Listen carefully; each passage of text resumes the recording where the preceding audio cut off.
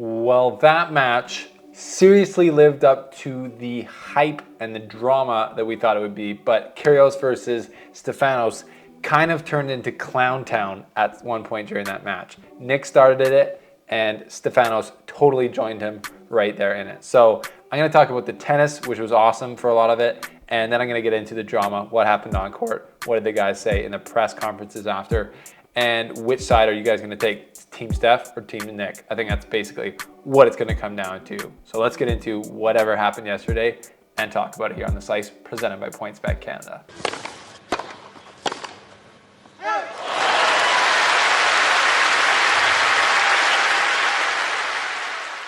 Oh, man, what a match. I've taken kind of 24 hours to debrief because I found myself halfway through that very emotionally involved in that match. I've backed Kyrgios and Stefanos for both of their careers, basically. Been fans of both of them. I love what they both bring to the game as far as obviously talent, but I also like I've been cheering on their and like that they bring different personalities to the game. They've both gotten a ton of flack over their careers for their personalities, more so for Nick, justifiably so. But generally, I've cheered for both guys just because I think they're great tennis players and they're cool characters. Coming into this match, I predicted that Stefanos might win based on the 5-set format, based on the fact that it might get physical and stuff like that. It was basically going towards my plan, I think, and then Stefanos kind of snapped mentally. So we're going to get into that. Presenting sponsor, PointsBet Canada, shout out to them. They've been sponsoring the Slice for the whole swing of clay into grass, and if you're in Ontario, join them. If you're a tennis bettor, shout out to PointsBet Canada, and shout out to the Europass family. Join us by clicking the join button, or join us on Patreon for behind the scenes from all my travels here in Europe. Thank you guys for the support by liking and subscribing as well. So let's start off with the tennis. What happened in this match? The tennis coming in, it was a super interesting matchup because they had just played in Halle, where Nick got the better of Steph, coming from behind, lost the first set, got broken, and then Nick's serve just kind of proved to be too big, putting constant pressure on Steph to hold, and then because Steph wasn't able to return Nick's serve at all, the pressure just got too much, and then Steph ended up playing worse. That's what happened in Halle. And now you kind of think of it, a similar thing kind of happened at Wimbledon over 4 sets. Could have been 5 sets, could have been 2 or 3 sets for Nick or for Stefanos to win. Seriously, could have gone a lot of different ways. The way it started was both guys serving great. They both have great serves on grass. Nick wasn't able to break on 4 break chances in the first set, and Stefanos was kind of holding on in the first early service games of the first set, but then he started to play a lot more smoothly. It felt like after 4 shots in a rally, when it got to a neutral ball, Stefanos was able to take control of the rallies more than Nick was, especially with his forehand, just a bigger forehand and a more reliable forehand, more able to do more things with it. And it felt like Steph was a bit of the better player outside of the serve. But on grass, the serve is such a big part of it. And Nick served like an A+ game in the match yesterday. First serve and second serve. First serve served over 70% for the match, 71%, which is very high when you're just going for aces almost every single time.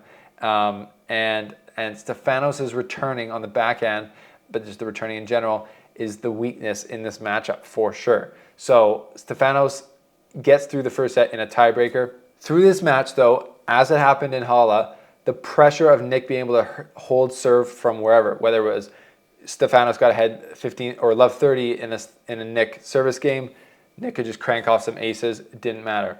And that pressure building up ended up getting Steph broken a couple times in the match, as Nick's just a better returner. So if Steph didn't hit first serves, then the games got more tricky.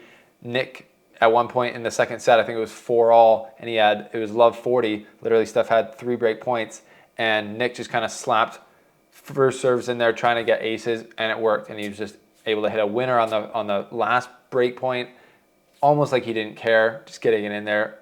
I feel like if Stefanos had gotten that break, it would have been a 3-set match.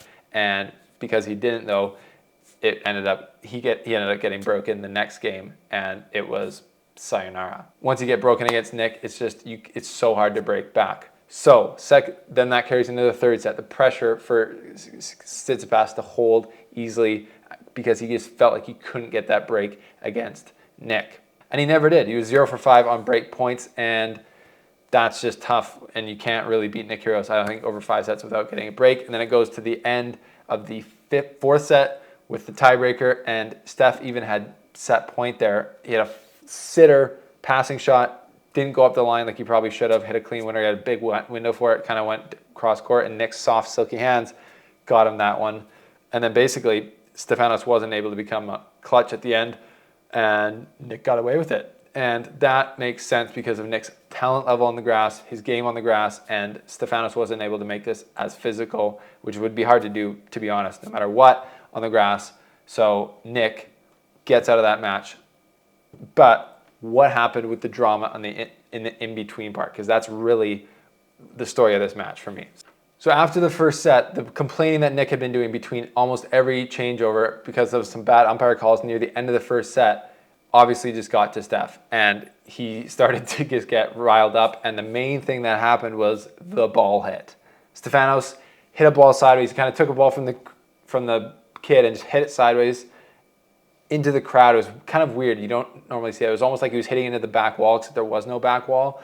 And it ended up flying and hitting the wall like right beside a guy and then kind of getting pinned between his neck. It looked like the camera angle didn't show it super well. And there was no like obviously situation that somebody got hurt. And that's the big deal. Nick Kyrgios then flipped out saying that he should have been ejected and requesting to talk to the umpires so that he would get ejected. But at the end of the day, the crowd member did not get hurt, or at least that we saw, or anyone got notified to. So that's why Stefanos didn't get kicked out. Obviously, he was super close to it, but people are saying Djokovic would have got kicked out. Nope, he wouldn't have because he actually hurt somebody. It was very obvious. It was like I'm sad that Djokovic got kicked out. It was super unlucky for him, but the person was like choking on the ground, which might have been exaggerated. I don't know what was going on there. But that did not happen in this case. No one got visibly hurt, and basically Steph just dodged a bullet. But that added to the fire of Nick annoying Steph, because then it was Nick getting mad at the umpire to get Steph kicked out, and Steph just was so angry after that, you could tell. The funniest quote of the day was Steph going, as Nick's arguing with the umpire, Steph comes up and says, "Excuse me, this gentleman has," he's like, "Which one is my bin? What color is my bin? This gentleman has occupied half of my bin," is what I picked up from the conversation. It's just so funny. I was like, literally, we have one guy arguing with the umpire the entire match and the other guy getting pissed off by it, then both going at the umpire. And then it just became, as Steph said after the match, a bit of a clown show, a circus. Federer brought back vibes from 2014 or 15 when they played, and Federer said, we need a clown for this circus when he was playing Stefanos, or when he was playing Nick. Basically the same thing last night. So the ball hit was a big one, and then Stefanos just tried to pin Nick every single time he came to the net. Sometimes just literally missing the court trying to pin him. It was quite funny, and well within the rules of tennis. But literally, the fact that Steph got that rattled by it, where he was trying to pin him like 3 or 4 or 5 times, was a big mistake for Stefanos. Why would you let yourself get dragged into it emotionally that bad? Because it's going to affect your tennis, and it's not going to affect Nick's, and it's going to make him calm down, which it actually did. For like 2.5 sets there, Nick had no issues with the match all of a sudden once he was winning, which is very funny to see. And then we had Nick at the end, or trolling Steph with a nice shot when he missed one, or he like hit a net court and then he bowed to the crowd. It just became totally crazy. After the match though, which I said, Stefanos couldn't drag it to the 5th set, which who knows what would have happened if he did. There was some crazy things said in the press. Steph said he's a bully. He's got an evil side to him. And I think you got to take all of that with a little grain of salt, because he is English as a second language. So he doesn't always know how to say things. And I think a lot of other press conferences I've seen him in, he's said things that kind of doesn't seem like you would normally say if English was your first language. So kind of it's taken out of context a bit, I feel. But he was definitely trying to say that Nick has a dark side to him, and this needs to stop. And he was saying that players should band together to figure out, to try and get Nick to stop doing this type of thing, which is obviously he just lost a tough match. So that's understandable. But he also said, he's like, I'm not a robot. I can't just sit there and listen to this guy arguing with the umpire every single changeover all the time, knowing he's not going to change the ump's mind. It's just annoying, which understandably it is. But to be fair, you got to figure out how to control yourself no matter what's happening, no matter what is happening on the other side of the net. Even Nick Kyrgios going nuts. and you got to be able to stay locked in, because I feel like if he had, there's a good chance he would have won that match. But he didn't, and he let him get drugged down into the weeds by Nick. And Nick said, he's soft for saying that.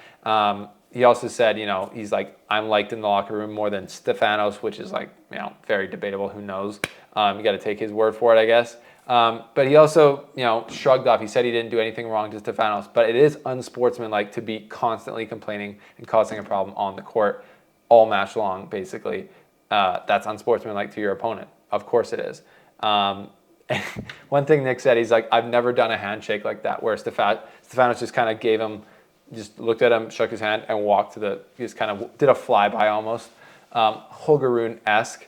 But that's not true. I watched Nick Kyrgios when he lost to Federer in 2017 Miami. He literally smashed a racket on the way to the net, and then Federer just gave him one of the stone cold looks, and Nick didn't say anything, and then they just went to the thing. That was a more salty handshake, so that's just not true.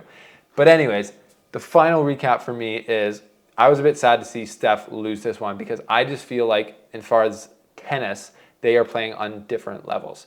Stefanos is going for majors. He's trying to be the best in the world, and he's trying to get the most out of his tennis. And Nick is playing seemingly for scalps, bragging rights, and a big prize check, which I have really nothing against. It's cool that he can play, from Australia. He doesn't want to travel 8 months of the year. He can come out here and put on amazing shows and beat the best in the world.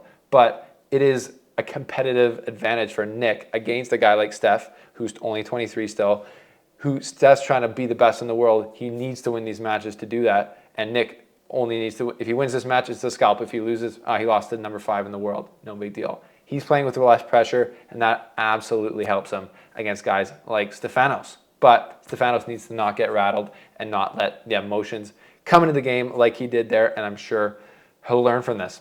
What is your guys' take? Are you team Steph? Are you team Nick? Let me know. That was a crazy match. Craziest match of the tournament so far. We will be doing quarterfinal previews and everything, reacting to Iga Swiatek's big loss in an upcoming video. This is the slice for now on Nick and Steph and the Clown Town show. Let me know what you think.